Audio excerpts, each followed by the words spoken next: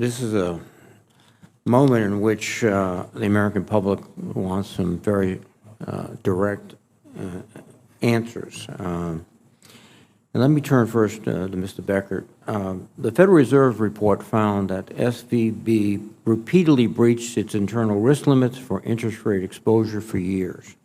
SVB also had persistent shortfalls in its liquidity positions, following repeated poor performance on internally conducted stress tests.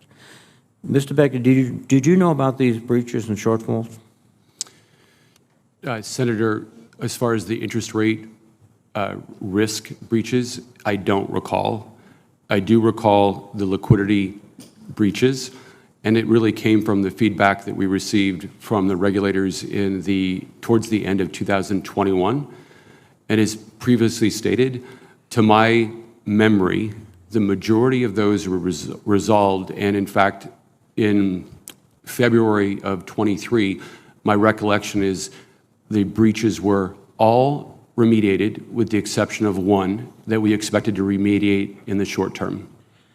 But you had no knowledge of interest rate exposures that were reported by the Federal Reserve? So I know we received the MRA towards the end of 22. That's my recollection, and I remember our team was working on resolving that. It's hard to conceive of a CEO of a bank not being attuned on almost minute-by-minute basis to interest rate exposures, since that's one of the essentials of banking. I'm not an expert, but I don't think I'd be contradicted. So you did not share with the board any knowledge of interest rate difficulties? Senator, any regulatory finding was disclosed with our board of directors.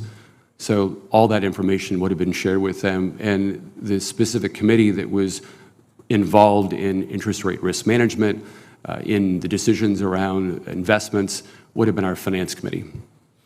And who chairs that finance committee? Who chaired it the last year? The chair of the finance committee was Joel Friedman. Joel Friedman. And, but you claim that you have no knowledge of these interest rate difficulties. Senator, we treat all regulatory findings seriously. That was a matter requiring attention, which is at the lowest level of feedback that we would receive. And yes, we were in the middle of addressing it, but from our standpoint, it was, again, at the lowest level of feedback. Now, I understand that you did not have a risk officer in place for the last year of the operations of the bank, that officer resigned early in the year, and there was no replacement. Is that accurate?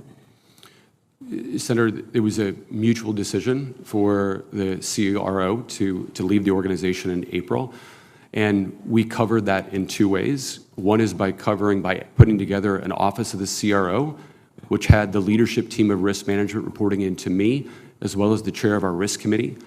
We kept our chief risk officer on board as a consultant in case questions came up to make sure we didn't have any gaps during that period of time.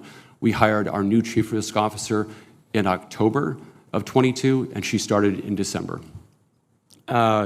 Was the focus of the disagreements the fact that the risk officer was warning you of the dangers that you were deliberately running, and as a result, you wanted that person to be removed from the bank, and that the consultant fee is a convenient way to pay someone to go away? Senator, the feedback on making a change with the chief risk officer was actually from our regulators and from our board of directors. And so, no, from my perspective, that was not the reason behind it. Well, it just seems that for a whole year almost preceding the collapse of the bank, you had an ad hoc risk organization when you were facing serious challenges, which have been identified here in terms of your assets, in terms of your uninsured deposits, in terms of a host of things.